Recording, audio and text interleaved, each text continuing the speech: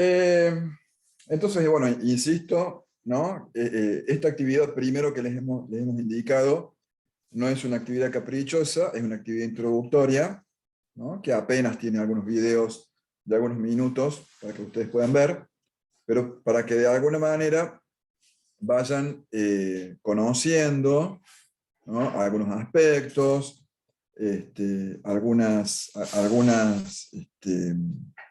unos conceptos que manejamos, ¿no? En esta asignatura, que de alguna manera aborda lo arquitectónico y aborda lo urbano, ¿no?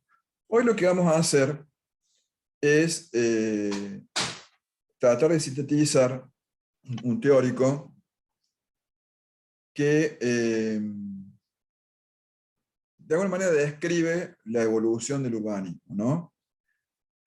Haciendo un paneo, pero muy general, sobre algunos ejemplos de ciudades, pero también cómo a partir de esta evolución que ha tenido el urbanismo, también evolucionaron los diferentes componentes de la ciudad, ¿no? Como hay ciertas tipologías, ciertos edificios, ciertas instituciones que nosotros identificamos como muy comunes, ¿no? O como parte, como parte de la presencia habitual de la ciudad, tienen su origen en algún momento de la historia, en algún momento de de la evolución de la historia, y también, digamos, habiendo respondido a ciertas necesidades del momento, ¿no? Van a poder observar también que algunas de esas tipologías eh, eh, evolucionaron absolutamente también en su uso, y tipologías que históricamente se usaban para algo, hoy se usan para otra cosa. Pero bueno, primero lo que podemos mencionar brevemente, a ver si los perros están desatados en el barrio. Lo que podemos mencionar brevemente, bueno, me pareció interesante esa definición, que está ahí arriba a la izquierda, donde dice que una ciudad es una comunidad de considerable magnitud y elevada densidad de población que alberga a una gran variedad de trabajadores especializados no agrícolas, así como a una élite cultural, ¿no? Entonces, fíjense, en esa definición tenemos dos componentes importantes comunes a todas las sociedades de las ciudades. Primero, una característica de un habitante, que es un habitante, como dice ahí, no agrícola, ¿no? Fíjense que al día de hoy, históricamente, existe esta gran diferencia, que no es solamente semántica, no es solamente política, no es solamente sociológica de lo que es la ciudad y el campo, sino que también tiene que ver con, este, con, con, eh, con dos modos, ¿no? De producción diferentes, muchas veces, ¿no? Hay diferentes teorías que abordan los modos de producción, que no vamos a abordar nosotros, pero entonces, la gran variedad de trabajadores especializados, ¿no? En diferentes especializaciones, pero aparte también un componente que tiene la ciudad, que es este componente de todas las instituciones que hacen a la vida cultural.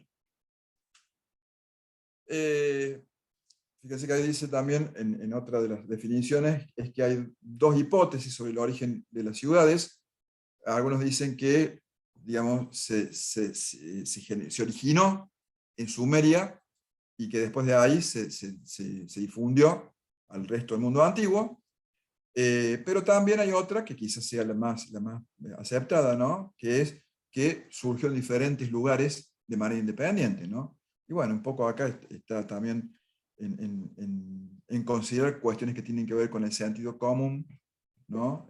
Y en la que seguramente esta última debe haber sido la más posible, ¿no? Que hubiera habido diferentes desarrollos simultáneos en el considerado mundo antiguo. Hay otra concepción que tiene que ver con lo funcional, que consideran a la ciudad, digamos, como un asentamiento mercantil, a partir del cual, de alguna manera, se generaron ¿no? Por un crecimiento se fueron generando las ciudades. Todo el mundo coincide de alguna manera en que el origen de la ciudad tiene que ver con la denominada primera revolución de la historia, que fue la revolución agrícola, ¿no? Eh, este, donde por ahí el poder controlar el crecimiento y la cosecha de ciertos cultivos permitió ciertos asentamientos permanentes a partir de cuales se generaron las ciudades, ¿no? Entonces, a partir de esto, tenemos diferentes modelos de ciudad antiguas, las ciudades mesopotámicas, que son las ciudades se pueden clasificar dentro de lo que son las ciudades sumerias, ciudad mesopotámica, la Mesopotamia asiática, ¿no? Estamos hablando. Entonces, las ciudades sumerias, ¿no? Las ciudades asirias o las ciudades babilónicas, no me quiero detener mucho en esta diapositiva, pero donde ya estamos hablando, ¿no? De, fíjense, siglo XX antes de Cristo, siglo XVI antes de Cristo, siglo I antes de, 9 antes de Cristo, después de Cristo. Fíjense del tiempo, ¿no? Que estamos hablando, pero donde ya empiezan a aparecer ciudades fortificadas, empiezan a aparecer estos componentes que mencionaban recién, que son las calles, empiezan a haber estas zonificaciones de zonas de viviendas, ¿no? O zonas donde se desarrollan los centros políticos religiosos, ¿no? Esto pasa en cada una de estas ciudades. Algunas de estas ciudades empiezan a tener, empiezan a aparecer ciertas simbologías, por decirlo así, que después ustedes van a ver que se repiten a lo largo de los siglos en muchas expresiones arquitectónicas, que son ciertas simbologías que tienen que ver con cierta imagen o cierto poder que por ahí quieren transmitir, ¿no? Los lugares a los cuales se llega, ¿no? Las puertas, ¿no? Estas puertas colosales, estas puertas adornadas que aparecen en las murallas como ingreso a esas ciudades, ¿no?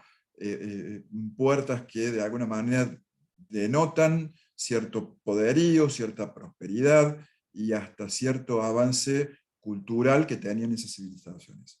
Pero empiezan a aparecer estas cosas, ¿no? Fíjense, esa puerta, por supuesto que rapiñada, ¿no? A sus dueños originales y expuesta en un museo en Inglaterra, pero digo, reconstruida, pero fíjense la escala, ¿no? La escala de lo que es esa puerta de ingreso con respecto a lo que es una persona. Bueno, un poco más adelante en el tiempo, las ciudades egipcias, ¿no? Que ya empiezan a aparecer como orientadas según algunos puntos cardinales, donde se ubican ciertos santuarios. Empieza a aparecer, ya aparecían en las otras ciudades, ¿no?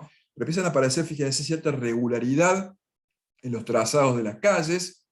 Algunas ciudades, que también lo tenían las ciudades babilónicas, tienen gran presencia de lo que es el agua, ¿no?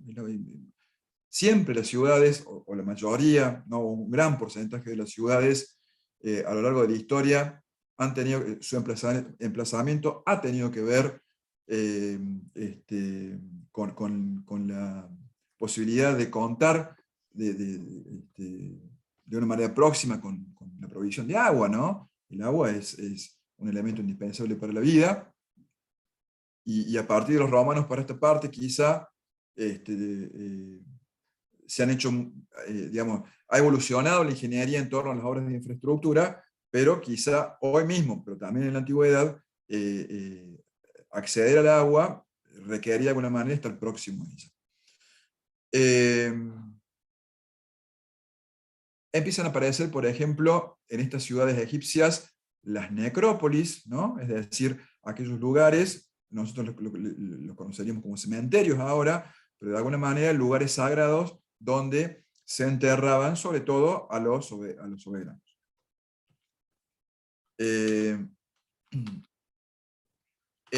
Egeo, ¿no? En el Egeo, ahí en la zona de Grecia, aparecen las primeras civilizaciones, digamos, pregriegas, por decirlo de alguna manera, pero fíjense cómo también en ciudades que tienen componentes, como tenían estas otras ciudades, trazados de calles, zonificaciones, calles, plazas, viviendas, también empiezan a aparecer hasta ciertas decoraciones, ¿no?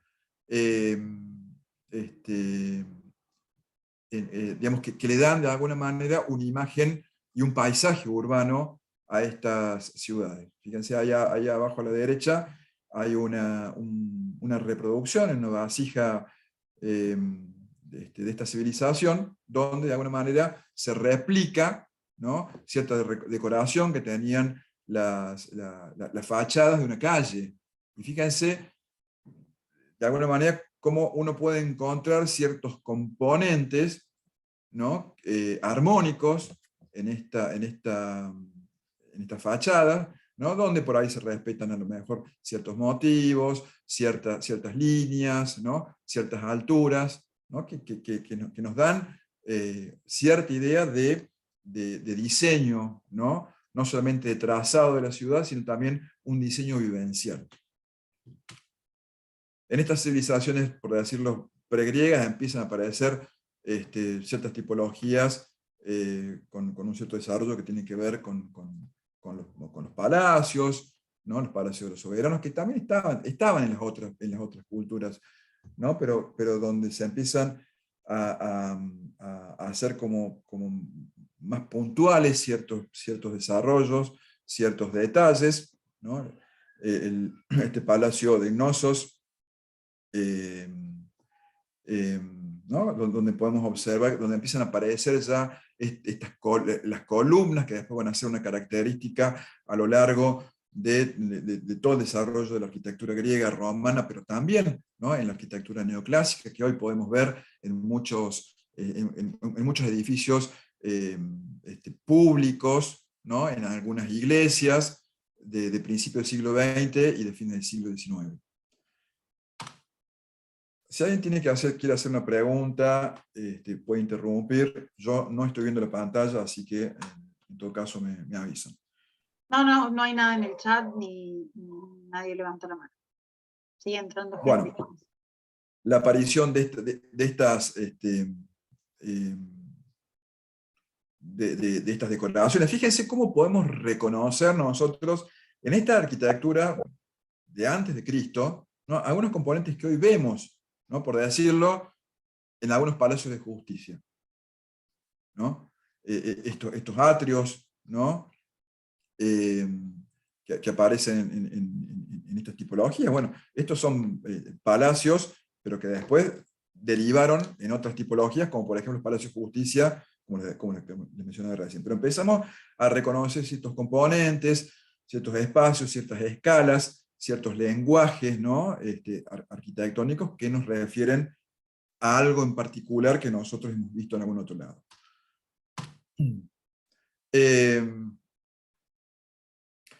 Bueno, las ciudades griegas tienen una particularidad, que las ciudades griegas, aparte de tener la zonificación que tienen todas las ciudades, lugares donde hay residencias, lugares donde hay centros administrativos, políticos y políticos, la ciudad griega se caracterizaba por ser como dos ciudades en una, ¿no?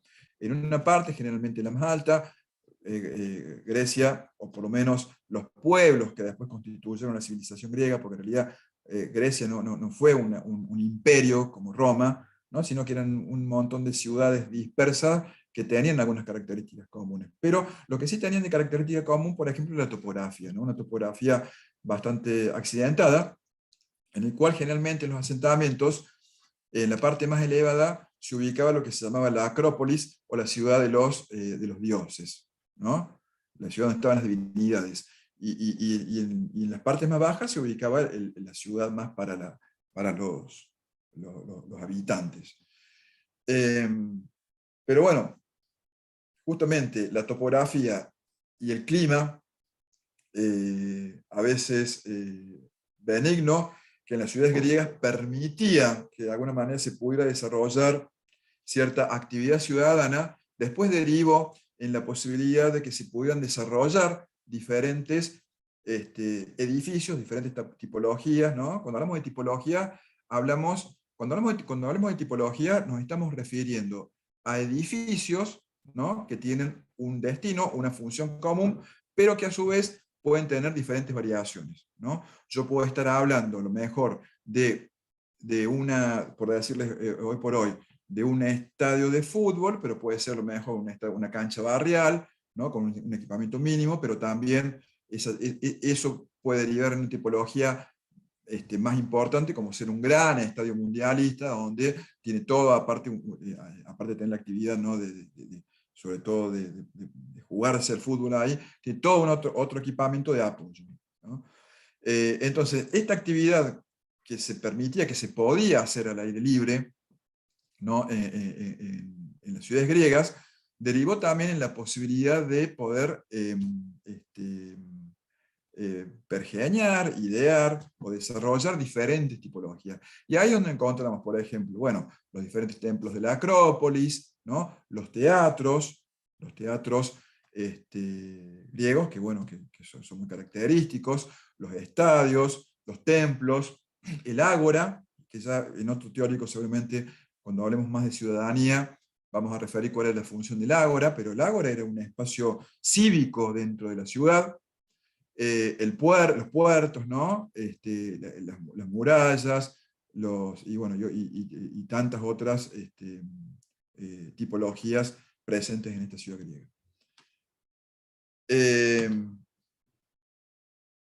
Bueno, ¿no? Entonces la ciudad griega gravitaba un poco en torno a estos dos focos. A la Acrópolis, por un lado, que era la ciudad de los dioses, donde se alojaba la divinidad, y el ágora, ¿no? Que era el corazón, como dice ahí, el corazón cívico. Las ciudades griegas también se desarrollaron sobre una retícula urbana. Sócrates, por ejemplo, tiene ¿Sócrates?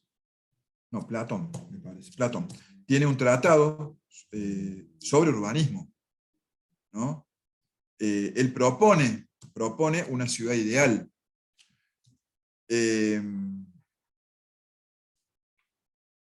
Bueno, ahí hay algunos otros, ¿no? Más o menos como la diapositiva anterior. La ciudad griega, fíjense, acá está la Acrópolis y todo el resto de los componentes de la ciudad, ¿no? Bueno, la estoa, el tolos, los altares, los templos, bueno, ¿no? Diferentes tipologías que constituyen la ciudad griega.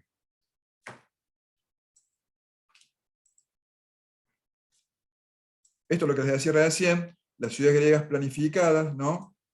Hechas en base a una retícula. Acá aparece la ciudad de Mileto. Priene y Mileto fueron dos ciudades planificadas. Fíjense que en Mileto, creo que Mileto fue una de estas ciudades ideales, ¿no? que provenían de este tratado que tenía Platón con respecto a la ciudad ideal.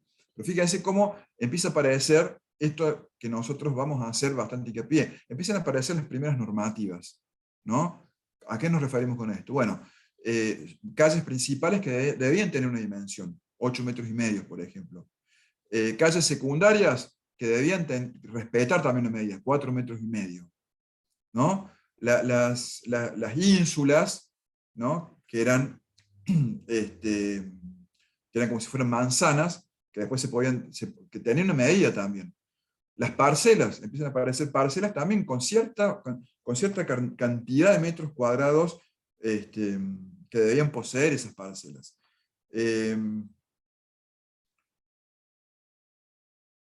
Bueno, la existencia de muros medianeros, la existencia de unidades con patios interiores. Fíjense cómo empiezan a aparecer, ya estamos hablando 450 años o antes de Cristo, empiezan a aparecer ciertas características normativas que tenían que respetar las ciudades.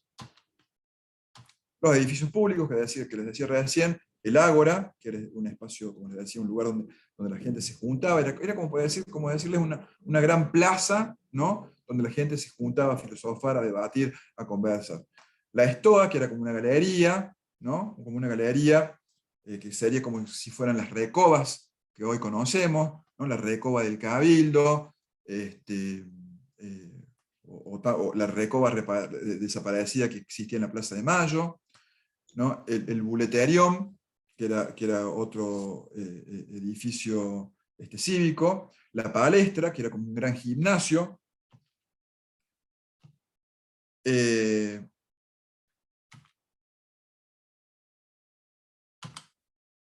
Bueno, esto un poco yo lo que dije, ¿no? El Acrópolis, los teatros que estaban en colinas, aprovechaban los desniveles de las colinas para colocar ahí los teatros y armar esa forma, muchas veces semicircular. Perdón, no era ni Profe, Sócrates, era disculpa. Aristóteles el que había hecho el tratado. Sí. Lo que yo te agrego, profe, la importancia del equipamiento público, ¿no?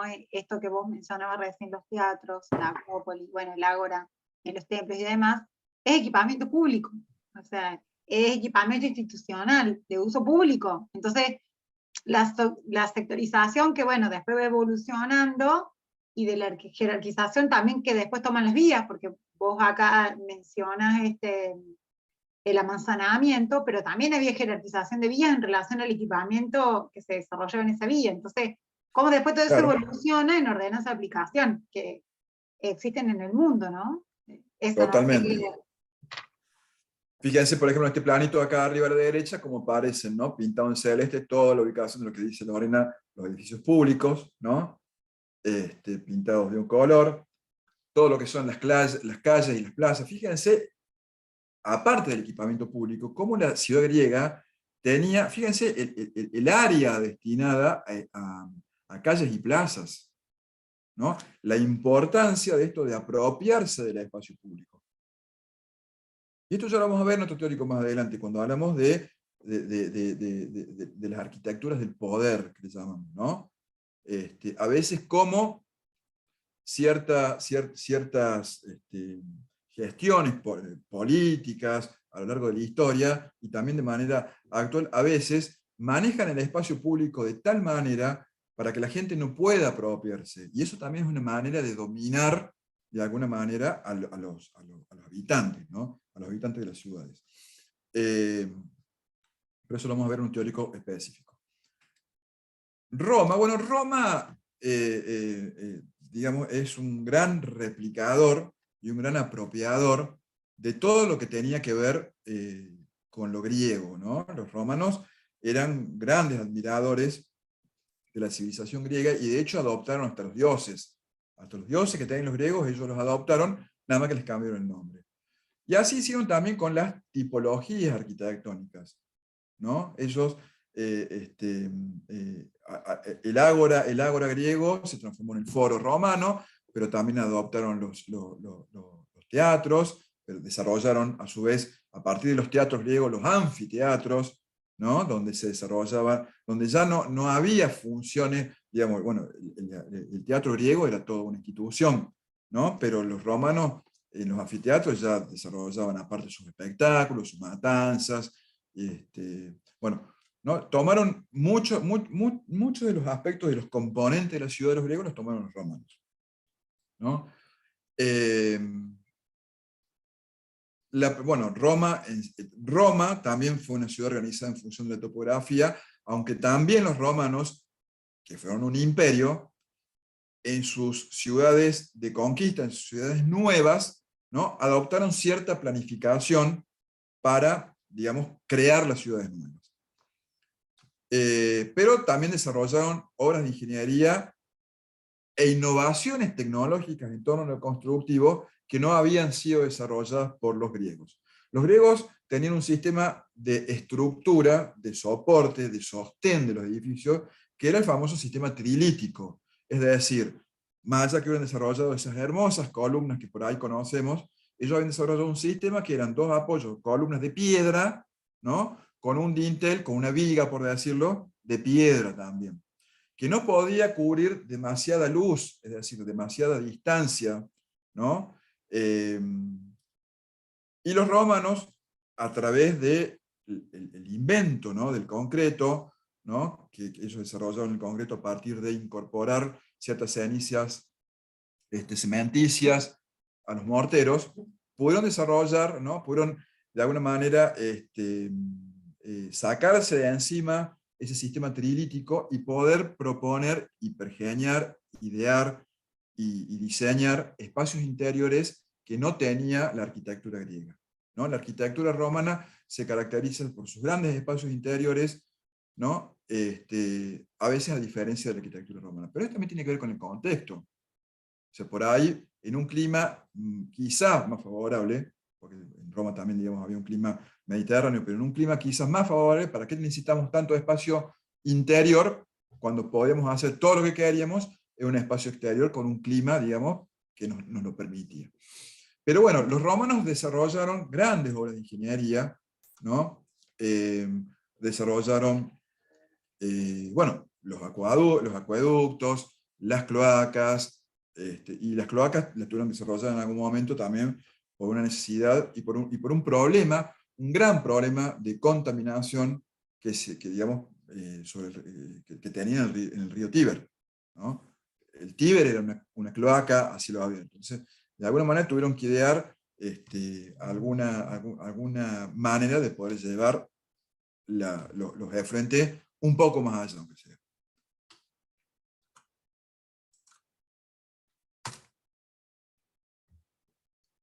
Bueno, entonces, como les decía recién, la ciudad de la conquista, ¿no? La ciudad romana, digamos, que se apropia de territorios nuevos, se organizaba en torno a lo que ellos llamaban primero en un campamento romano, ¿no? Que se establecía en una forma de retícula, y se organizaba también en torno a dos ejes que tenían que ver con los puntos cardinales. Un eje norte-sur, que se llamaba Cardo, y un eje este-oeste que se llamaba Decúmano, ¿no? En este primer campamento, digamos, de este campamento romano después deriva la ciudad.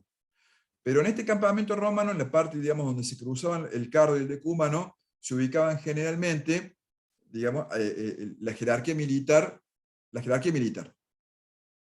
y en las periferias eran digamos, los soldados más rasos. ¿Sí? También tiene que ver con un poco de, digamos, una manera de proteger, digamos, a la jerarquía. Pero en base a esto después se desarrolla la ciudad. Y fíjense que también en torno a este cargo y esto de Cúmano, en las ciudades se desarrolla después el foro, ¿no? Se ubican en los teatros, los anfiteatros. Fíjense cómo aparecen también estas puertas que mencionamos en las ciudades mesopotámicas, donde acá se transforman, que se llaman los arcos de triunfo, ¿no? En las puertas de ingreso de ciudad eran estos arcos de triunfo. Y por supuesto la muralla, porque eran ciudades, empezaban siendo campamentos que necesitaban estar defendidos por algo y después se constituían en una muralla, ¿no? Muralla que después se hereda en la ciudad de en la ciudad de la Edad Media, en muchos aspectos. En algunas se hereda esta ciudad, esta muralla. En otras, por el crecimiento propio de la ciudad, esa muralla se excede. Las termas, ¿no? Fíjense que los romanos, por ejemplo, avanzaron en idear otras tipologías, como ser las termas, los mercados, bueno, ya vamos a ver las basílicas, etc. Bueno, ahí tenemos otro pequeño planito, ¿no? Con la organización, la zonificación. Fíjense los edificios religiosos, ¿no? Los edificios gubernamentales, cerca del cruce del Cardo y el Decúmano. Las ínsulas, ¿no? O las manzanas esas, donde estaban distribuidas las diferentes residencias, y por supuesto las calles y las plazas, ¿no? Bueno, el foro, por supuesto, los arsenales, etc. Y estos otros componentes, este otro equipamiento de la forma, son componentes, son equipamientos urbanos, pero también estos componentes, por la magnitud que tenían, de alguna manera también organizaban el resto de la ciudad. Y ahí, como les decía recién, aparecen los anfiteatros, donde su mayor exponente es el Coliseo, ¿no? Está bien, habrán visto algunas películas, Gladiador, algunas películas son como exageradas, pero el nivel de desarrollo ingenieril que tenían estas tipologías era impresionante, ¿no? A veces había fosos, ¿no?, por donde transitaban los gladiadores y las bestias sin tener contacto con el público, subían a la arena por un sistema de poleas, ¿no?, que los elevaban. Algunos de estos coliseos, anfiteatros, circos, tenían hasta la posibilidad de ser el foso, se los inundaba y se recreaba. Hubo algún emperador que recreó alguna batalla naval, ¿no?, en el Coliseo. Es decir, tenían hoy, ¿no?, que nos asombramos a veces porque los estadios por ahí tienen algún techo corredizo o tienen alguna manera de proteger a los espectadores del sol o de la lluvia. Ya los romanos habían ideado todo un sistema donde creo que está acá está en este cuadradito, ¿no?, todo un sistema donde corrían unas telas, ¿no?, era como una especie de media sombra que cubría todo ese espacio del Coliseo.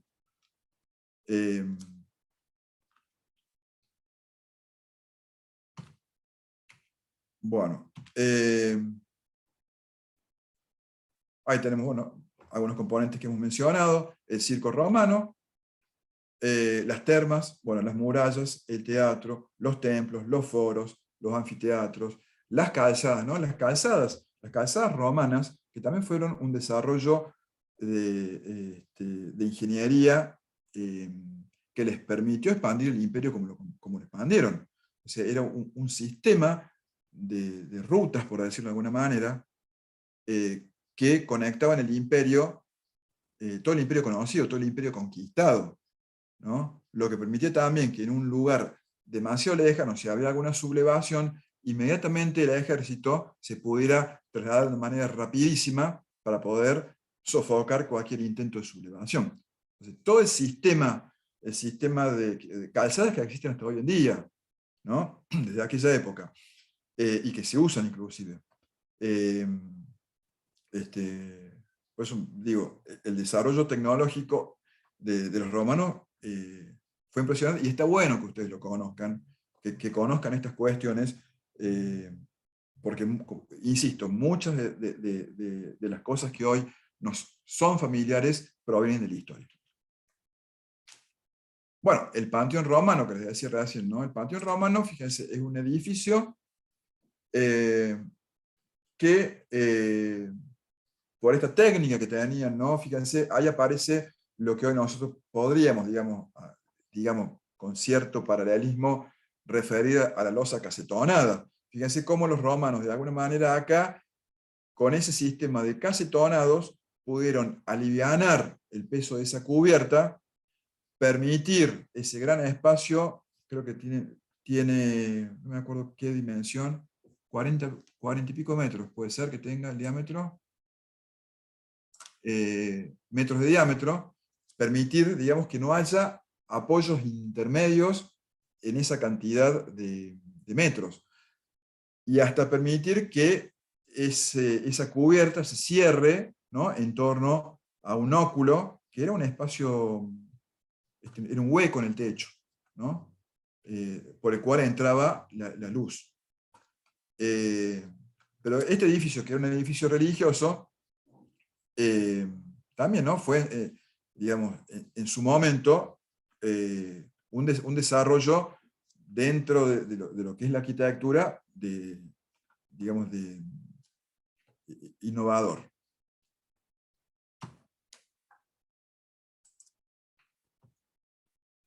Bueno, lo que les decía es las ínsulas y las domus romanas, las ínsulas, como les decía, las ínsulas que en realidad eran los contenedores, lo que ellos llamaban las cenáculas, que eran como unos departamentos, ¿no?, que estaban en las ínsulas, donde de alguna manera vivían las clases populares. Estas ínsulas se construían en diferentes pisos de altura. Fíjense que algunos, como dice ahí, llegaron a tener hasta 6 o 7 pisos. O sea, si hacemos el paralelismo, serían como los departamentos que nosotros conocemos hoy, o los monoblocks, Lo único que no tenían ningún sistema de evacuación de residuos. O sea, no existía hoy de estar en un piso séptimo, de ir al baño, apretar un botón y que los de frente se fueran a una planta depuradora. Ya una vivienda de un poco, digamos, urbana, de mayor categoría, era la domus romana, que tenía, que era una vivienda, que tenía una serie de patios, ¿no? Que tenía un atrio de ingreso, ¿no? Tenía diferentes dependencias donde vivían algunas clases urbanas un poco más acomodadas. Después existían las vilas, ¿no? Que tenían dos características. Una eran las vilas, digamos, que serían como el antecedente, digamos, el antecedente nuestro de lo que serían las estancias jesuíticas, por decirlo de alguna manera. Eran como complejos que estaban en el campo, que tenían un destino productivo. Y después estaban las otras vilas, que eran las vilas más residenciales, ¿no? Más para las clases gobernantes o más acomodadas. Los mercados, ¿no? Los mercados también es un componente de la forma urbana. Las termas, como dijimos antes, que en lugares donde se hacía ciertos baños calientes, pero también eran lugares donde se entablaban diferentes vínculos sociales, ¿no? Bueno, el panteón, que lo denominamos la basílica, la basílica que la basílica romana que, digamos, tuvo una evolución la basílica romana porque en realidad era un lugar donde se impartía, si no me equivoco, se impartía justicia, pero fue una tipología, digamos, por la organización que tenía la basílica. Fíjense, es como una gran nave longitudinal, ¿no? Con otras naves laterales, tenía dos ábsides, ¿no? En cada uno de los extremos. Esta tipología después fue adaptada a lo largo de la historia para un montón de otros usos. Iglesias cristianas, mercados, para fábricas o para tribunales de justicia. Bueno, lo que les decía recién, el desarrollo de infraestructura que tuvo Roma, la cloaca máxima, fíjense el recorrido, por dónde iba la cloaca máxima, tomando sobre todo estos edificios públicos, las termas, ¿no? El foro, los diferentes, sobre todo los edificios públicos, y desembocaba en lo que era el río Tigre, pero un poco más allá, en algún lugar donde quizá no era tan dañino para la salud.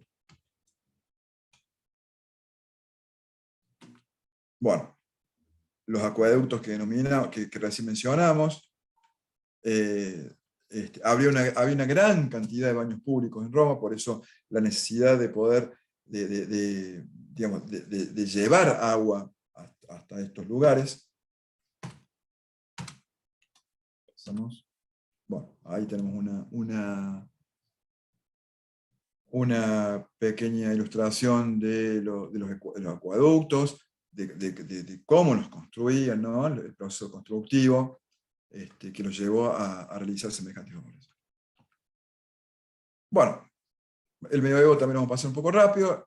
Cae Roma, ¿no? Muchas ciudades del Imperio Romano de alguna manera tienen que adaptarse a la nueva realidad, ¿no? En la cual no estaban bajo el protectorado de Roma.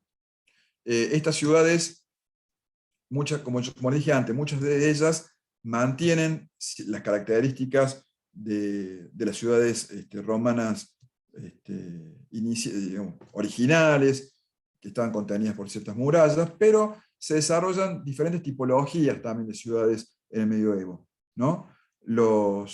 Ahí abajo, como pueden ver, estaban las ciudades de origen romano, que les decía recién, los burgos, las ciudades nuevas y las bastidas, ¿no? Son 4 tipologías de ciudades diferentes, no vamos a puntualizar demasiado, pero tenían que ver con diferentes funciones. Inclusive. Por ejemplo, las ciudades nuevas eran ciudades defensivas, ciudades planificadas, ciudades hasta se puede decir que en su momento eran utópicas porque eran como experimentales, que traían nuevas concepciones en torno a cómo debía organizarse la ciudad en función de la defensa y cómo deben estar ubicadas las murallas y la forma que tenían que tener estas ciudades para la mejor defensa, por ejemplo.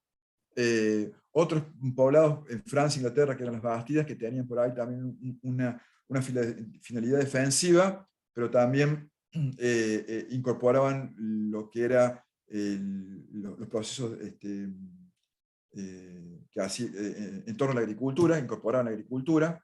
Bueno, desarrollos que tuvo el medioevo a partir de la caída del Imperio Romano, pero que mantuvieron, ¿no?, dentro de sus ciudades y reconfigurados ciertos espacios que también se transformaron en el eje de la vida de la ciudad medieval, como por ejemplo las plazas, los mercados, ¿no? Después aparecieron tipologías nuevas, aparecieron las iglesias, o sea, ya estaba, digamos, estaba instalado el cristianismo, empezaron a aparecer las iglesias, los monasterios, las abadías, etc.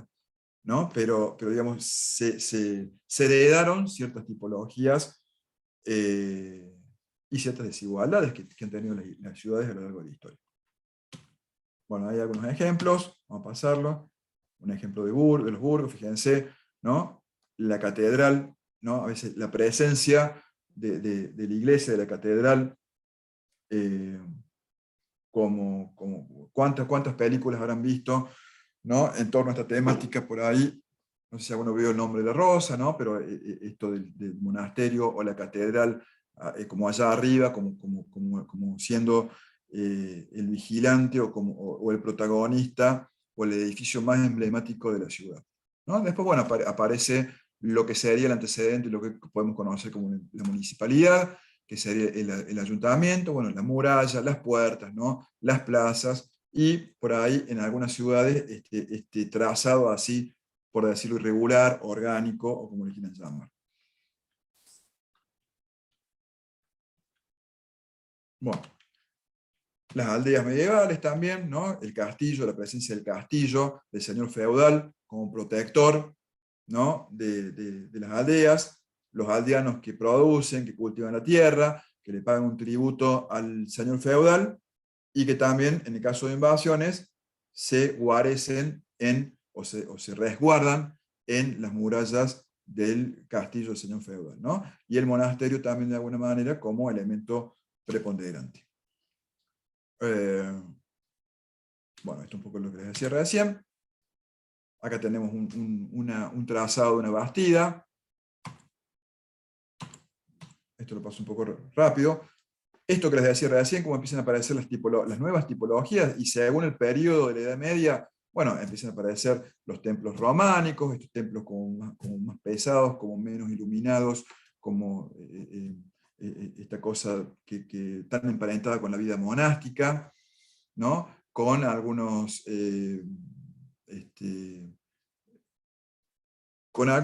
componentes que venían de la arquitectura romana, las cúpulas, ¿no?, las bóvedas de cañón, o la bóveda corrida, ¿no? La bóveda de cañón corrida es la bóveda semicircular, ¿no?, corrida, ¿no?, que habrán visto ustedes en algunas iglesias.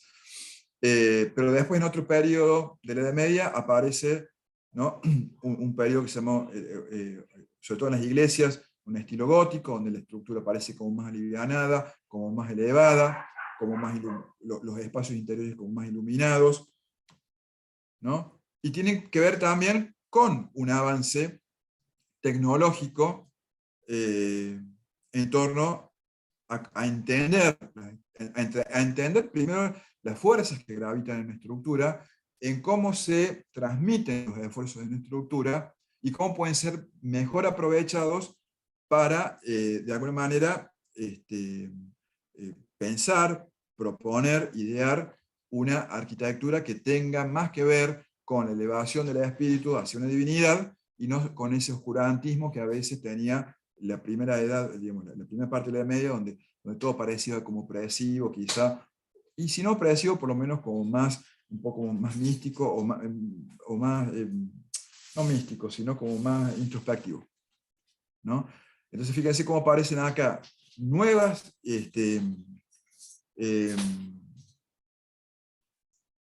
nuevos elementos estructurales, ¿no? Estos arcos ojivales, estos arcos, así se llaman estos arcos acá, quebrados, ¿no? Se llaman arcos ojivales o arcos apuntados, que permitían ganar en altura, pero a la vez, ¿no?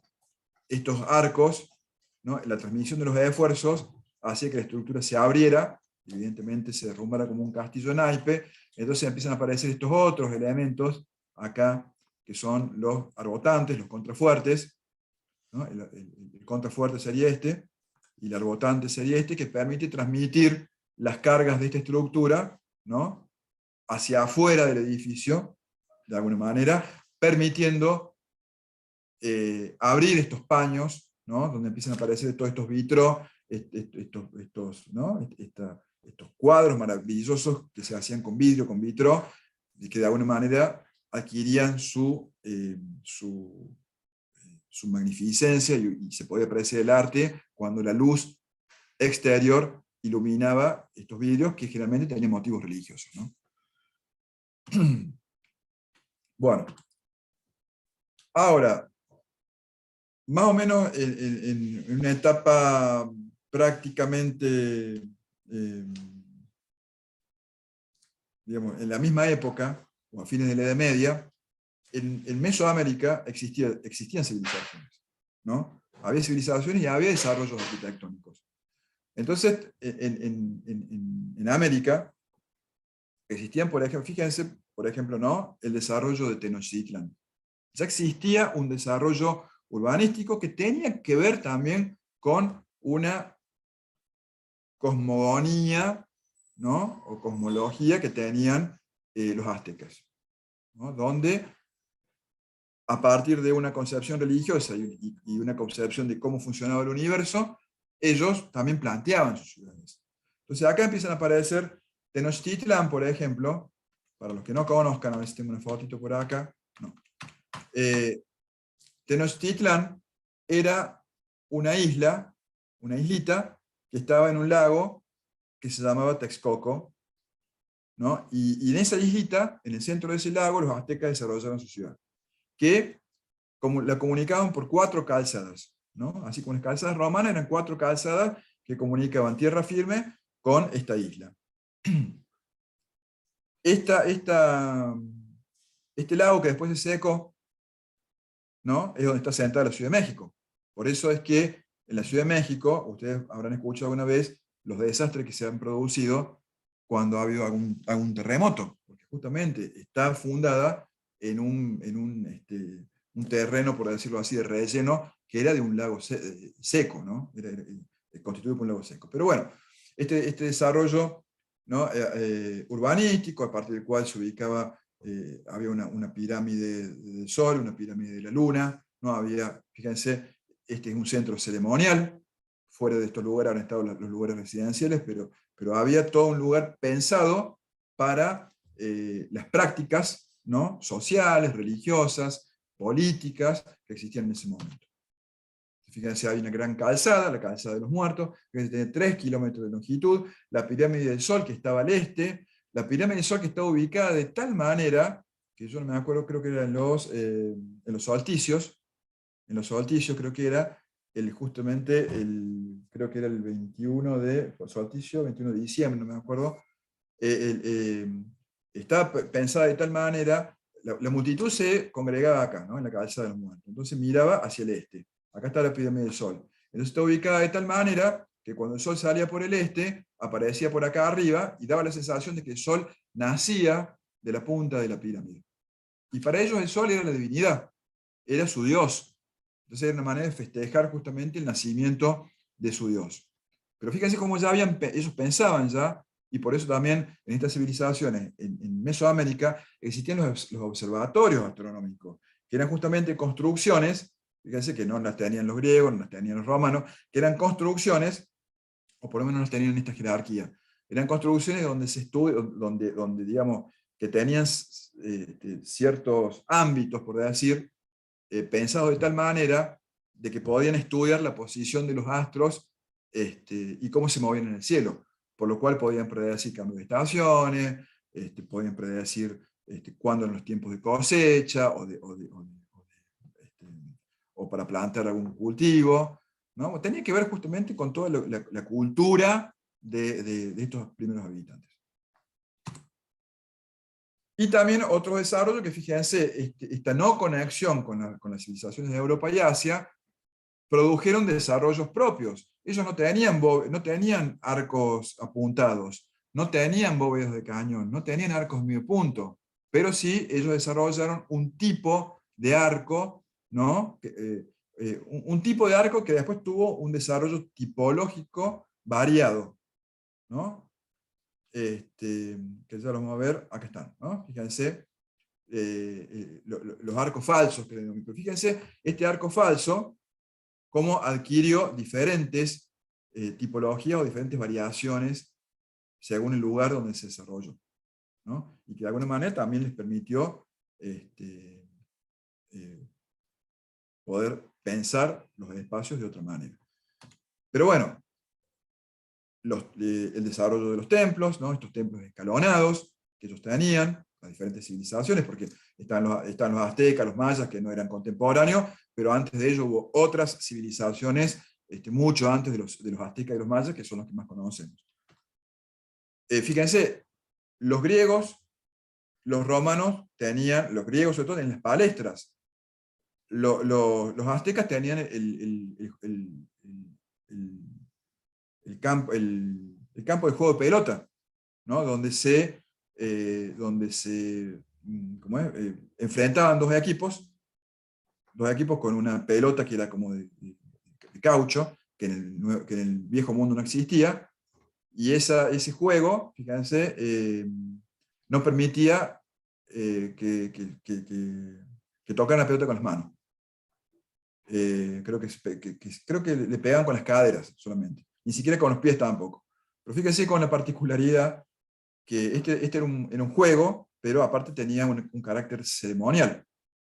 Pero tengo entendido, la verdad que nunca lo pude entender eso, porque digo, hoy por hoy, un deportista quiere ser bueno para juntar fama, ir a otro equipo, ganar plata, pero en esa época el equipo que ganaba era sacrificado. Sí. Yo la verdad que es algo que nunca pude entender, el tema del juego de honor. Pelota. Era un honor. Era un honor, claro, era un honor morir. Pero bueno, ¿no? Cambian los paradigmas también a lo largo de la historia. Bueno, lo que les decía recién, la bóveda, el arco falso, ¿no? O sea, el arco falso, vieron que recién les decía, el arco de medio punto se utilizaba para sostener, ¿no? Un elemento filar con dos columnas. La bóveda de cañón era una bóveda que se hacía a partir del arco medio punto. ¿Sí? El arco falso, también, hecho, repetido infinitamente, se transformaba en una bóveda. La repetición de ese arco se transformaba en una bóveda que adquiría estas diferentes configuraciones, como ustedes pueden ver acá. Bueno, veíamos en las iglesias góticas el arrobotante, veíamos el contrafuerte. Imagínense que estos muchachos, hacer estos emprendimientos, de alguna manera lo que metían adentro, el esfuerzo, ¿no? De alguna manera empujaba la estructura para afuera. Entonces ellos idearon un sistema también que tenía que ver con los taludes, en el cual, ¿no? Los taludes y los tableros que reforzaban de alguna manera los empujes laterales. Y generalmente en estos tableros desarrollaban ciertas obras, ¿no? Escultóricas. Bueno, los palacios, ¿no? Fíjense el palacio del soberano en Palenque. O sea, nada que envidiar a la arquitectura que se había desarrollado en el viejo mundo, ¿no? Parece mentira que aquellos nos vinieran a conquistar, o vinieran a conquistar estos. el observatorio, ¿no? Esto que les decía, el observatorio, fíjense ya cómo de alguna manera, sin conocer el telescopio, ya, digamos, tenía una forma, ¿no? Que justamente tiene que ver con de alguna manera replicar la esfera celestial, ¿no? O la esfera celestial conocida, para poder ubicar a través de ciertas perforaciones que tenían en los muros, poder ubicar, ¿no? La aparición de ciertos astros en ciertas épocas del año que le indicaban que tenían que hacer tal cosa, como les decía antes, o cultivar, o que venía lluvia, o que venía la época de seca, o que venían épocas de algún tipo de, no sé, festejo ritual o lo que fuera. Un poquito más en el tiempo, ya avanzada la conquista sobre Mesoamérica y sobre América, empiezan a aparecer las ciudades digamos, de conquista en, en América. Fíjense, el ejemplo más cercano nuestro es de Córdoba. Y fíjense, cuando vienen los españoles a Córdoba, que primero la fundan en una parte de la ciudad y después la fundan a donde hoy la conocemos, mantienen, ¿no?, la manera, digamos, mantienen la idea del asentamiento del campamento romano, a través digamos, de la retícula, de alguna manera, no les digo del carro del decumano, pero en la intersección del eje este-oeste y norte-sur, aparece la plaza, la iglesia, bueno, todas las instituciones, imagínense el centro de Córdoba, la Plaza San Martín, ¿no? La catedral, bueno, el cabildo que es más moderno, pero digamos, todas las instituciones que tenían que ver con lo político-administrativo cerca del centro, ¿no? Las manzanas, que en este caso, que pueden haber sido ínsulas, se dividen en 4 solares, o sea, la manzana se divide en 4, por decir, en 4 lotes. Después, a lo largo del tiempo, esos lotes se fueron subdividiendo según diferentes normativas. Pero fíjense otra cosa, ya los que venían en el año 1573 a fundar una ciudad, por ejemplo Córdoba, ya traían un compendio. Existía algo que se llamaba las leyes de Indias, ¿no? Las leyes de Indias era un compendio que tenían los españoles de cómo debían hacerse ciertas cosas digamos, en la conquista. Era un compendio. Una parte de ese compendio tenía que ver, ¿no?, con ciertas normativas en cómo debían fundarse las ciudades, ¿no?, que debían cerca del agua, no debían, en lo posible, estar cerca de asentamientos de originarios, ¿no?, de pueblos naturales, para no entrar en conflicto, más allá que después los masacraban igual, pero digo, para no entrar en conflicto, que por ejemplo las curtiembres, por ejemplo, tenían que estar aguas abajo, por supuesto, porque si en una curtiembre donde pela un animal, digamos, y hago todo un proceso que tiene que ver con el tratamiento del cuero, y después todo el exceso lo tiro al agua, y esa agua después la toma la gente, por supuesto que no va a durar mucho la ciudad. Entonces, ese compendio tenía ciertas normativas en cuanto a cómo debía fundarse y qué características debía tener la ciudad. Bueno, ¿no?, esa ciudad de 70 manzanas que teníamos en 1573, después hoy, bueno, han tenido, fíjense, en el año 1871, no había crecido mucho más, fíjense, en 300 años, acá, esta parte de acá, no sé si verán mi cursor, sería esta primera fundación, o segunda fundación, mejor dicho, ¿no? Y fíjense, apenas en 1871 había la ciudad traspasado un poquito el río Primero, un poco la Cañada, apenas, ni siquiera, fíjense, el Paseo San Monte, acá estamos más o menos, ¿qué será esta parte? Debemos estar a la altura de la Plaza Colón, por acá, no más de eso, ¿no? Calle, no sé si calle Avellaneda, no más de eso había crecido la ciudad. 300, bueno, y hoy fíjense lo que es, ¿no? O sea, esa parte que estamos viendo recién es esta parte de acá, ¿no? Fíjense después, de 1871 a 300 años más, todo lo que creció. Bueno, las ciudades reocupadas, ¿no? Cusco era una ciudad inca, pero fue reocupada.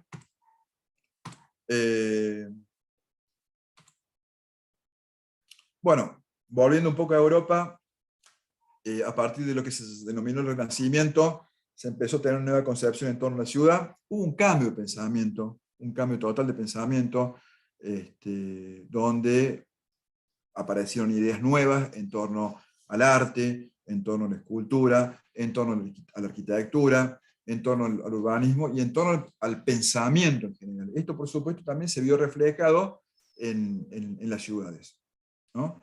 Entonces, en el Renacimiento ocurre el primer plan urbanístico, por decirlo de alguna manera, de la historia, de intervención sobre la ciudad, que fue el plan de Sixto V, que fue un papa, que en realidad él buscaba unir con algunas calles, con algunas avenidas, a unos centros procesionales, algunas iglesias, y por lo cual tuvo que hacer todo un desarrollo nuevo de la trama urbana, ¿no? No se olviden que en esa época, Edad Media, Renacimiento y un poco más para acá, los papas eran prácticamente digamos, quienes disponían de todo.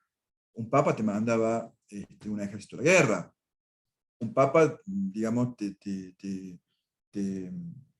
digamos, tenía decisiones políticas, decisiones económicas, más allá de lo que puede tener hoy. Eran estadistas, por decirlo de una manera, tenían gran poder. Entonces, fíjense los componentes, los principios que tenía este urbanismo renacentista. Calles principales rectas, distritos basados en redes, las plazas, ¿no? Estos espacios cerrados, estas plazas que hoy vemos, no sé si ustedes vieron por ahí esta película Cinema Paradiso, por ejemplo, ¿no? Estas plazas tan características italianas que están tan delimitadas, ¿no? Por los edificios, o sea, son plazas bien delimitadas, pero delimitadas por la construcción. Se busca la simetría, ¿no? Se busca integrar, como les decía recién, diferentes elementos aislados. En el Renacimiento se desarrolla la perspectiva, chicos y chicas. Este fue un avance fundamental, no solamente para el arte, sino también para la arquitectura. ¿Por qué? Porque el poder desarrollar la perspectiva fue poder anticipar, ¿no? Por primera vez, cómo iban a quedar las cosas, ¿no? En la catedral de Florencia, recuérdame cómo era el arquitecto, era... Bonaiuti. No. ¿Cómo? Bonaiuti. No, no era Bonaiuti. Bueno, google en todo caso. El arquitecto que desarrolla la cúpula de la catedral de Florencia había que poner la cúpula. Entonces llaman a diferentes arquitectos. El que desarrolló, justamente el que desarrolló la perspectiva. Él gana el trabajo, por decirlo de alguna manera, porque pudo mostrar anticipadamente, ¿no? En un dibujo, cómo iba a quedar esa cúpula. Por eso le dan el trabajo a él, ¿no? Entonces, la perspectiva permitió anticipar... Brunelleschi, profe, ¿puede ser? Brunelleschi, ahí está, Brunelleschi. Brunelleschi es el que desarrolla, digamos, todo el método de la perspectiva. ¿Sí? Entonces, eso permite anticipar a cómo van a quedar las cosas, ¿no? Entonces, eso también es algo que a veces no tenemos en cuenta, porque también, bueno, vemos un render, ¿no? Vemos el dibujo. A lo mejor no sabemos dibujar una perspectiva, pero vemos un render, pero eso tuvo todo un desarrollo que tuvo su origen en el Renacimiento. Bueno, esto es lo que les decía recién, ¿no? Un poco esta idea, este plan de sistematización de Roma por Sixto V tenía que ver con facilitar el movimiento de los peregrinos en los Vías Crucis, ¿no? En hacer las diferentes estaciones, ¿no? Para aquellos que sean cristianos, sean católicos, saben de lo que hablo, ¿no? Es hacer el Vía Crucis, ¿no? Que son las diferentes estaciones que teóricamente hizo Jesús en la pasión, ¿no? Antes que lo crucificaran. Entonces, esas diferentes estaciones estaban representadas por diferentes iglesias, ¿no? En tal iglesia estaba la primera pasión, bueno, ya así. Entonces, bueno, se hace una red de calle que enlace esas iglesias, ¿no? Pero también hubo otras obras, los obeliscos, ¿no? Las plazas, se renovó los sistemas de agua, de drenaje y recolección de basura. Poder facilitar el movimiento entre las diferentes partes de la ciudad, eso que hoy a veces nosotros decimos, bueno, cómo vamos de una parte de la ciudad a la otra, ¿no? ¿Qué elementos nos facilitan? ¿No? Acá, bueno, yo vivo acá en Barrio Pueyrredón, Barrio General Paz, pero digamos, un ejemplo de esto es el hecho de que hayan hecho la casa de gobierno, ahí en toda la zona del ferrocarril, también ha permitido poder tamizar o de alguna manera poder comunicar, ¿no? El barrio Junior, el barrio General Paz, a través de puentes, ¿no? Cuando antes había que dar toda una vuelta por un lado o por el otro. El mismo nudo vial, por ejemplo. Entonces fíjense cómo las diferentes obras de infraestructura, por supuesto que hacen en la ciudad, ¿no? Facilitan los movimientos, facilitan el uso, a veces facilitan la apropiación, otras veces van en contra de la apropiación de la ciudad, pero digamos, son todos elementos que tenemos que pensar en conjunto cuando pensamos ciudad. Bueno, esto es lo que le decía recién, lo que tiene que ver con algunas ciudades ideales, bueno, esto lo pasamos. Lo de las plazas, ¿no? Fíjense, estas plazas que yo les decía recién, tan delimitadas, ¿no? Características por arquitectura, ¿no? Estas plazas que tienen su origen en los mercados de Roma, en los mercados romanos, que después fueron derivando en todo esto. Plazas donde aparece, en este caso, fíjense, la iglesia de San Marcos, ahí en Venecia, con esa gran plaza que tiene, con la torre, bueno. Empiezan a aparecer en el Renacimiento las primeras ideas de lo que es la arquitectura paisajista, ¿no? Que tiene su mayor desarrollo en lo que es, sobre todo en Francia. Fíjense que en Francia empieza a aparecer, fíjense acá en el complejo de Versalles, ¿no? Empiezan a aparecer los jardines, los famosos jardines de Versalles, ¿no? Estas calles, estos bulevares, que esto también tiene que ver con el desarrollo de la perspectiva, porque la apertura que tienen esas calles tienen que ver también con el ángulo visual que tenemos nosotros, para que de alguna manera, digamos, para que el mismo trazado de las calles, el mismo trazado de la ciudad, nos dirija directamente a un punto focal, ¿no? Entonces, esto también tiene que ver, el trazado, ¿no? De este nuevo tipo de arquitectura en la ciudad tiene también que ver con el desarrollo de la arquitectura. Fíjense, esto es lo que les decía acá, ¿no? Que decía acá eso tiene que ver con la apertura que tenemos nosotros, y yo creo que es 120 grados, si no me equivoco. Bueno, empiezan a aparecer, fíjense, las rotondas, por ejemplo, nuevas tipologías urbanístico-arquitectónicas, ¿no? Bueno, los primeros jardines, ¿no? Los bulevares, ¿no? Otra vez retomar la presencia del agua, de la vegetación, de la decoración en los jardines. Bueno, esto que les decía, ¿no? Fíjense, en Versalles se maneja la relación de tres elementos clave: ciudad, palacio y jardines, ¿no? El ojo de gallo, que se abre, con ejes que se abren a no más de 25 grados, permitiendo abordar una visual de 50 grados. Tiene que ver justamente, ¿no? de cómo se abren las calles y cómo esa apertura hace foco sobre un elemento en particular, que puede ser un edificio, una escultura o lo que fuera.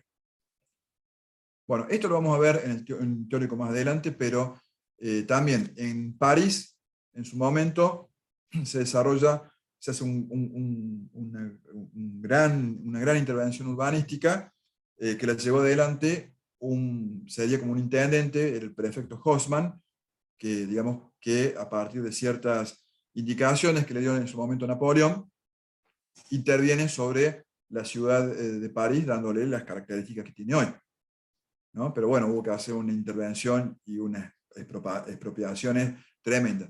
Y desde el París, digamos, y el París de Haussmann, o la intervención urbanística en París, fue el antecedente que después se utilizó para intervenir sobre la zona de la Avenida de Mayo, ¿no? En Buenos Aires, por ejemplo.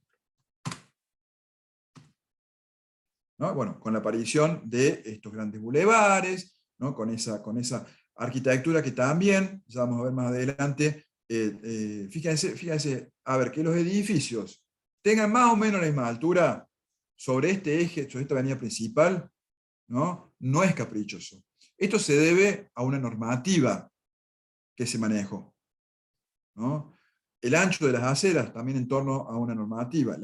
Cuando hablamos de, acuérdense, bueno, no lo saben todavía, cuando hablamos de calle, la calle es lo que va de línea municipal a línea municipal. O sea, lo que va de fachada, por decirlo, a fachada. Eso es la calle. La calle no es por donde anda el auto, ¿no? Por donde anda el auto es la calzada. Y la vereda son las aceras. Aceras más calzada es calle. Entonces, fíjense, donde la calle tenía una dimensión, donde las aceras tenían una dimensión, donde las calzadas tenían una dimensión, donde debía existir una cantidad y un tipo de arborado, ¿no? Donde debía existir, más allá de las variaciones, ¿no? Un lenguaje, fíjense que más allá de las particularidades que ustedes pueden ver en las diferentes tipologías de edilicias, ¿no? Hay como una unidad, ¿no? De lectura de la ciudad. Eso tiene que ver con las normativas. Fíjense, ahí hay un planito de abajo de una intervención, cómo era antes París y después cómo es después de la intervención. Fíjense la expropiación y la tabla rasa que se hizo, ¿no? Y fíjense, lo que les decía recién, un típico edificio parisien construido en tiempo de Haussmann, ¿no? Dice, en la planta baja iban tiendas. Y después, a medida que en los pisos superiores, porque ahí había departamentos, casas, según la jerarquía social y económica, se ubicaban las personas. En el último piso se ubicaban los más crotos, ¿no? En esas guarrillas. Los artistas, los que no tenían demasiado. Aparte, acuérdense que no había sensores acá. Había que subir y bajar esos pisos, ¿no? En los pisos más bajos iban las clases más acomodadas, en los pisos más altos los que tenían menos plata. Bueno, la revolución industrial también produjo una nueva configuración de la ciudad, nuevas tipologías, nuevos desarrollos tecnológicos, manejo de la arquitectura de hierro, ¿no? Aparte de eso también, digamos, como fue la revolución industrial, de alguna manera se abrieron muchas fábricas, se despobló un poco el campo, o bastante el campo, la población de campo tuvo que ir a la ciudad no estaba preparada para recibir tanta gente, empezó a haber hacinamiento, empezó a haber enfermedades, o sea, las cosas se repiten en la historia, ¿no? Empezó a haber pestes, de nuevo, ya había habido en la media, no lo nombramos recién, pero ya había habido en la media la peste negra, ¿no? Pero acá, por el hacinamiento, también empezó a haber, y por la gran polución que tenía la ciudad, empezaron a haber nuevas pestes, hubo que pensar la ciudad de otra manera, empezaron a haber nuevas tipologías, el desarrollo del tren, el desarrollo del tren trajo aparejado el desarrollo de nueva infraestructura para trasladar el tren, las vías, pero aparte las estaciones de trenes y los hangares, ¿no? Donde había que cubrir esas grandes luces con nuevas tecnologías que no existían. Para eso se desarrolló la arquitectura del hierro, ¿no? Y justamente, que esto también lo voy a decir muy rápido porque lo hemos desarrollado en el teórico, pero con todos los problemas, ¿no?, que trajo la revolución industrial en las nuevas ciudades, digamos, empezó a haber gente que empezó a pensar en cuáles serían las ciudades ideales. Y aparecieron los utopistas, ¿no?, personas que pensaban cómo vivir en comunidades, cómo vivir en una sociedad diferente, ¿no? Empieza a haber las primeras, por decir, reacciones contra lo que sería ese primer capitalismo, de alguna manera. Entonces empiezan a pensar nuevos modos de vivir fuera de esa manera, ¿no?, de esa vorágine. Y un poco esta palabra de utopía tiene que ver con una novela un término que inventó un escritor que se llamó Tomás Moro en un libro que escribió. Y justamente, fíjense, Utopía, el libro, es una crítica al orden social establecido en lo que le decía recién, ¿no? Un poco estas reacciones a ese incipiente, digamos, tampoco se llamaba capitalismo en esa época, pero bueno, a ese nuevo orden social. Bueno, esto lo pasamos porque lo vamos a ver en otro teórico, pero de esos utopistas, Robert Owen, Charles Fourier, Godin, que algunos de ellos se basaban en las teorías en ese momento de Marx y Engels, Howard, que desarrolló, que vamos a ver qué cosas aporta a esta idea de la ciudad de jardín que desarrolló Howard, qué cosas tomamos hoy en día en nuestras ciudades, ¿no? Tony Garnier, ¿no? que pensó una ciudad industrial, una ciudad para trabajadores, una ciudad con residencias, con escuelas, con hospitales para trabajadores, ¿no? Que tuvieran las fábricas cerca y pudieran trabajar. Ya vamos a ver también que esto, más allá que eran utopías, ¿no? Y que esta gente pensaba estas ciudades en torno a sus utopías, son conceptos que después quedaron. Hoy por hoy, a ver, no sé, se me ocurre, ¿cómo se llama este barrio que está ya saliendo Altagracia? Santa Isabel. Santa Isabel toma un poco el concepto este de la ciudad industrial. Es decir, una fábrica que se instala, barrios, ¿no? Alrededor de estas ciudades, y que tienen de alguna manera una relación con la fábrica, pero también con la creación de todo un entorno urbano, ¿no? Con escuelas, hospitales y un montón de equipamiento urbano que tiene que ver con esta actividad tan próxima que tienen esos residentes en torno, en este caso, a una fábrica. Bueno, fíjense, acá hay unos croquis, por ejemplo, de cómo pensaba Garnier la ciudad industrial, la fábrica, ¿no? Las residencias. Fíjense la calidad de las residencias para los obreros, ¿no? La escuela, ¿no? El tren, la estación del tren, ¿no? Fíjense, ya pensando y previsualizando cómo sería ese proyecto de ciudad. Bueno, las ciudades de Arturo Solimata, la ciudad lineal, también la vamos a ver más adelante. Fíjense, esto también lo vamos a ver, pero fíjense cómo ya en el siglo XIX empieza a aparecer una normativa de un perfil de calle, ¿no? Absolutamente normado. Bueno, esto lo pasamos un poco. Bueno, la ciudad moderna, que ya vamos conociendo a partir del principio del siglo XX, ¿no? Con las nuevas propuestas que empiezan a aparecer, ¿no? A partir de Louis Sullivan, y también de los futuristas, Antonio Saint-Elia, que eran los futuristas italianos. No dejaban de ser utópicos también, pero tenían una visión de ciudad en torno,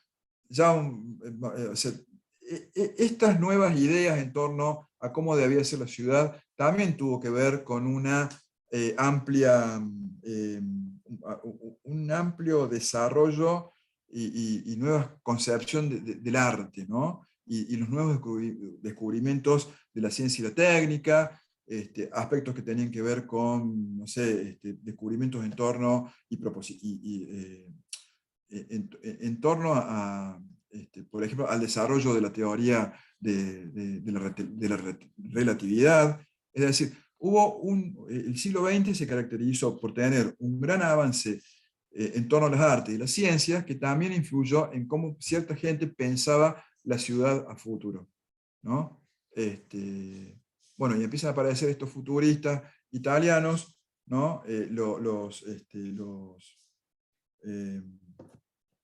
Bueno, yo me acuerdo, los alemanes también, había una corriente, bueno, sí tiene que ver con una corriente dentro de la arquitectura que se llama la Bauhaus en Alemania, pero también en el campo de las artes y del cine hubo también un movimiento que de alguna manera influyó en cómo estos futuristas pensaban y veían la ciudad del futuro, ¿no? Y fíjense, todos estos desarrollos, estos croquis que aparecen acá arriba y a la izquierda, tenían que son, digamos, fíjense, el año 1914, 1919, ¿no? Cosas que a lo mejor hemos visto en películas, ¿no? utópicas, no sé si Blade Runner, Brasil, ¿no? Películas que a lo mejor digo esto y la mayoría de ustedes no saben ni de qué estoy hablando, pero a lo mejor alguno ha visto alguna de estas películas y puede identificar ciertas situaciones de estas en esas películas que he visto. No hay nada nuevo bajo el sol.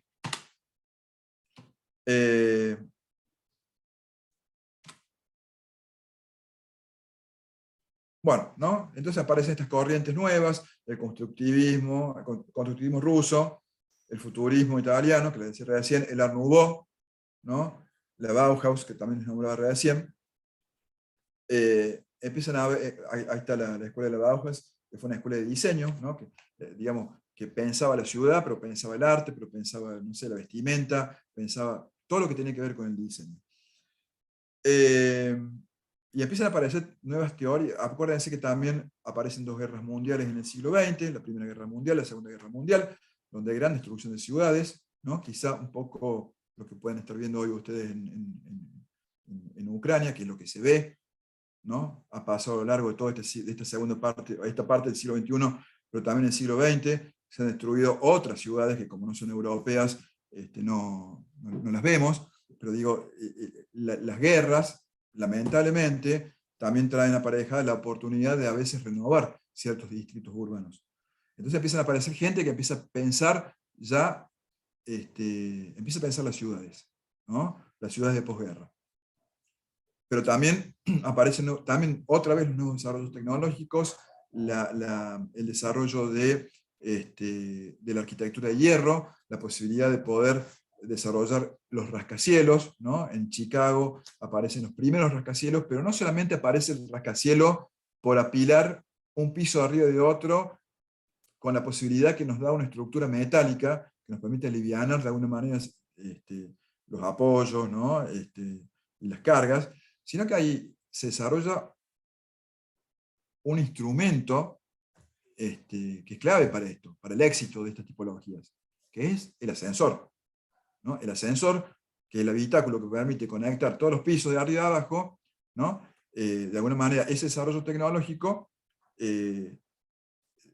gravita en torno al éxito del desarrollo de estas tipologías.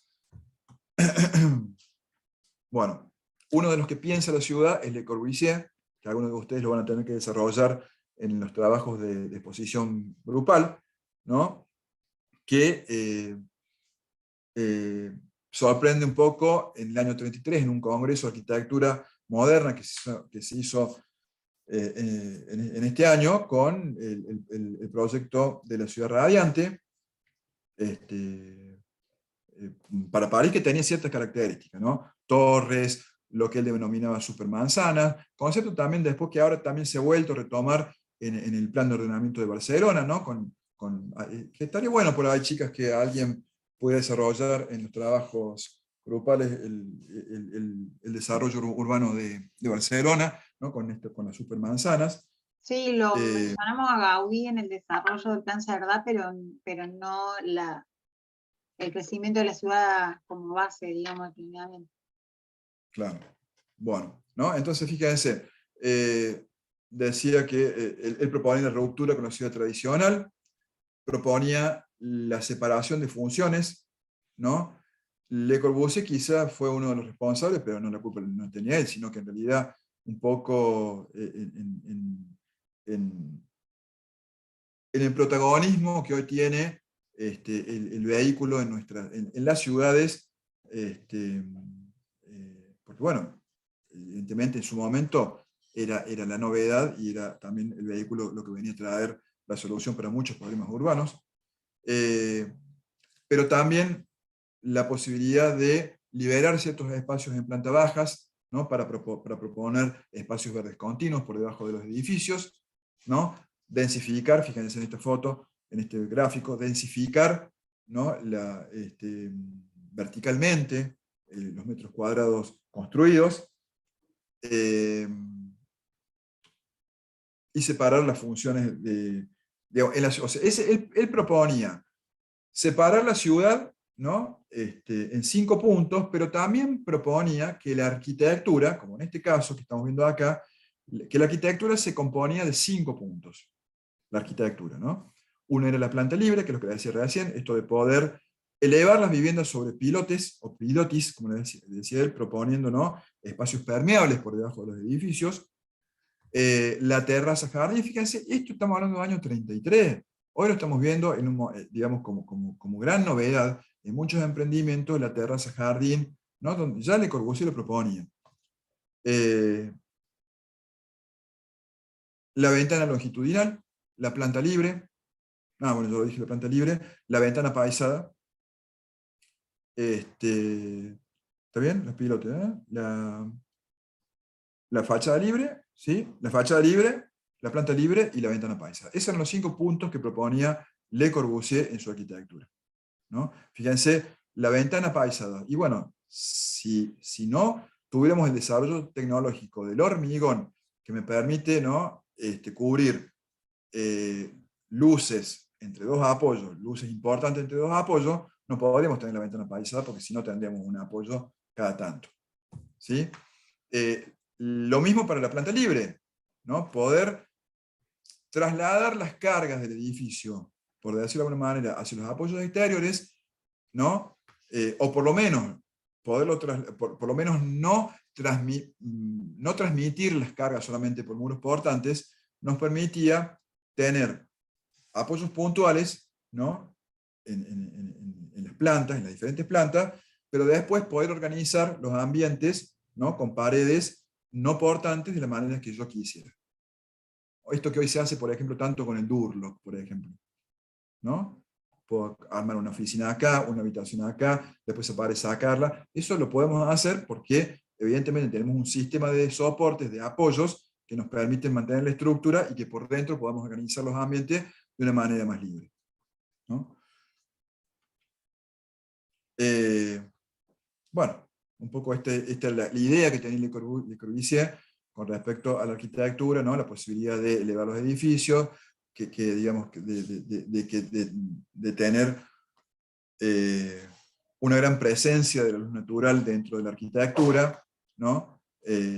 Bueno, separar de alguna manera, aunque por ahí hay algunos conceptos en torno a cómo debía disponerse la circulación de los vehículos ha sido mal interpretada a lo largo de la historia, porque Le Corbusier proponía, ¿no?, el protagonismo del automóvil, pero también de alguna manera que pudiera no interferir con la vida de las personas, o con la vida de la ciudad. Entonces, por ejemplo, en la unidad de Marsella, que son monoblocks, ¿no?, fíjense, tiene afinidad temática con uno de los prácticos que vamos a hacer nosotros, no de esta complejidad, pero tiene afinidad temática, que es la vivienda colectiva, ¿sí?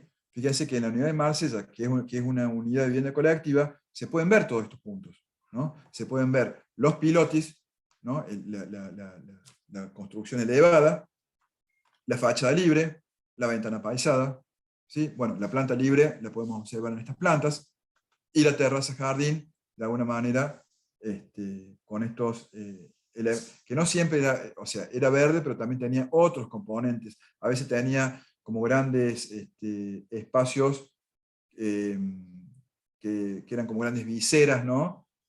En doble altura, en los techos, parecido a lo que ven acá, donde debajo de esos lugares, o sea, había lugares con sombra y lugares donde se podía hacer alguna actividad al aire libre. Fíjense, esta es una planta de la ciudad radiante, donde aparecen, bueno, los ejes de circulación, las torres, esas que veíamos recién en la perspectiva, ¿no? Bueno, hay terminales de autobuses, o de tranvía, o de trenes, en algunos de los puntos, no me acuerdo si eran los extremos, grandes parques, bueno, un poco esta zonificación que propone de la ciudad, trasladada a un proyecto pensado por él. Acá tenemos una maqueta donde está justamente esta propuesta de la ciudad radiante. Fíjense, ahí aparecen estas supermanzanas que les decía recién, ¿no?, con grandes manzanas, ¿no?, con áreas verdes adentro. O sea, todo esto, fíjense, pensado a principios del siglo pasado, retomado, ¿no?, en algunos emprendimientos urbanísticos actuales. Inclusive creo que, no sé si el otro día escuché que nuestro intendente o nuestro gobernador estaba planteando en la ciudad emprendimientos de este tipo. Bueno, ahí está. Estos son los 5 puntos que les decía recién que tenía la ciudad, ¿no? Las 5 zonificaciones que propone Le Corbusier. Áreas para vivienda, áreas para diversión, áreas para trabajo, áreas para circulación y áreas para edificios históricos. O sea, no se hacía tabla rasa con la ciudad antigua, ¿no? Todos tenemos memoria histórica y necesitamos tener referentes de la ciudad en torno a nuestra historia.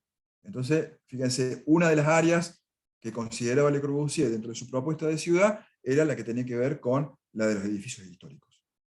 Digo, todas estas cosas que yo voy diciendo, vayamos pensándola en función de que nosotros les vamos a pedir en una escala muchísimo menor, ¿no? Un planteo, ¿no? Una intervención sobre la ciudad, donde de alguna manera todas estas cosas tienen que estar. Tienen que ustedes pensar las áreas para las viviendas, ¿no? Tienen que pensar el área por donde se va a circular, el área, digamos, le puede ser diversión, pero el área de equipamiento, el área verde, ¿no? Y por ahí, está bien, a lo mejor en este trabajo no lo tendrán que considerar porque es muy raro que encuentren dentro de los sitios que les vamos a proponer, pero si tienen que intervenir en la ciudad alguna vez, seguramente en la ciudad van a encontrar un lugar, un equipamiento de valor histórico, que deberán considerar y adecuar según su intervención. Bueno, de estas ideas de Le Corbusier, por ejemplo, un ejemplo que sí se concretó fue el de la ciudad de Brasilia, ¿no? Qué bueno que los arquitectos Oscar Niemeyer y Lucio Costa, como paisajista, pensaron esta ciudad de Brasilia, que en un principio, digamos, tiene una planta, ahí le pueden ver, que es como si fuera un pájaro, ¿no? Con las alas abiertas. Donde, bueno, también esta zonificación que recién les comentaba está trasladada, no lo vamos a analizar a la ciudad de Brasilia, pero está trasladada a la concepción de esta ciudad. Bueno, después aparecen también más cerca de la década de 60, que también lo vamos a ver, de nuevo los utopistas, porque digamos, cada vez que la ciudad o que la ciudad o el contexto histórico, político, económico, nos fuerza de alguna manera a los habitantes, aparecen quienes piensan alternativas, aparecen utopistas, aparece gente que piensa, bueno, ¿cómo se puede vivir mejor? ¿No? Entonces cada tanto, ¿no? No sé si cada 100, 60, 80 años, aparecen estos utopistas. Bueno, acá vuelven a aparecer estos utopistas, de la mano de los denominados metabolistas, ya lo vamos a ver, ¿no? Que proponen, bueno, estas cosas que podemos apreciar, que digamos que teóricamente algunas han sido aplicadas, otras no tanto, y otras todavía no, porque no se han dado las condiciones, pero también son personas avanzadas que piensan la ciudad, ¿no? El Archigram, ¿no? El Archigram fue un grupo que se dedicaba al cómic, ¿no? Que por eso tenía mucho que ver con el arte, hoy que está tan, por ahí tan, muchos de ustedes a lo mejor se ven muy afectos al cómic, bueno, fueron personas que a partir del cómic pensaban la ciudad del futuro, en un escenario apocalíptico, ya lo vamos a ver, ¿no? O ciudades enchufables, que ya vamos a ver de qué se tratan, o intervenciones como estas, que también tienen que ver con los metabolistas, donde aparecen algunas propuestas que son como organismos, ¿no? Que se adaptan a lo ya existente o con propuestas nuevas.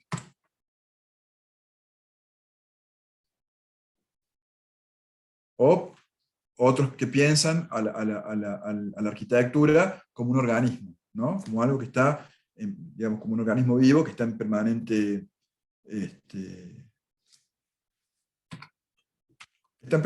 digamos, evolución. Y otras propuestas nuevas, ya vamos terminando, como las ciudades flotantes, ¿no? Ciudades en el mar, con todas las comodidades y todas las características de una ciudad, pero por supuesto de premium, ¿no? Premium. Miren lo que son, me imagino, estas ubicaciones o estas residencias por debajo de la superficie, ¿no? Por debajo de la superficie del mar. Bueno, después hay otros que piensan ciudades en la órbita de la Tierra, ¿no? Bueno, no sé si alguno de ustedes vio, ¿cómo se llama esta película? No me acuerdo el nombre, del tipo el astronauta que se va, que deja a la hija, y que cuando vuelve, él es más joven que la hija. ¿Cómo se llama esta película? Bueno. Interstellar, profe. Interstellar, ¿no? Interstellar, bueno, ¿no? En la secuencia final, el tipo llega a una ciudad que está en torno a Saturno, creo que es, ¿no? Que es como una ciudad en forma de dona, que por el mismo efecto gravitatorio, ¿no? Digamos, ese tipo ve la ciudad, cuando mira la ciudad, ve que la ciudad hace esto, ¿no? Y allá arriba hay casas, ¿no? Pero bueno, justamente el efecto gravitatorio, el efecto centrífugo, hace que cada uno de los que está en cada punto de ese lugar se sienta como que está en la parte, digamos, se siente con gravedad. Bueno, todas esas cosas alguien las piensa, ¿no? Y hay que pensar esas cosas hacia el día de mañana. Pero bueno, tiene que ver con estas utopías todavía no desarrolladas. Y bueno, creo que esto es la última, sí, las últimas dos. El nuevo concepto de urbanismo, como nuevo concepto que también es uno de los temas desarrollados por los grupos, tiene que ver con 4 ideas claves, ¿no? Y esto me parece que es importante para que pensemos las ciudades, ¿no? Ciudades que tienen problemas como los nuestros y ciudades nuevas. A mí me pasa, por ejemplo, que podemos leer todas estas cuestiones, una cuestión que me parece, hoy, no sé si a ustedes les pasa en su barrio, en las ciudades, pero una cosa que me parece que va en contra de cualquier tipo de calidad de vida en la ciudad es la mugre que hay. O sea, por donde vas, hay basura tirada, mugre tirada, no sé. Tiene que ver con la idiosincrasia de las personas, pero también con las gestiones. Pero dentro de este nuevo concepto de urbanismo tenemos, dice, 4 ideas claves. Una ciudad caminable. Es decir, no debe haber más de 5 minutos de caminata hasta una tienda de productos básicos. ¿No? O sea, esto que a veces nos pasa, y que a veces pasa en el pueblo, fíjense, de agarrar el auto para ir a cualquier lado, ¿no?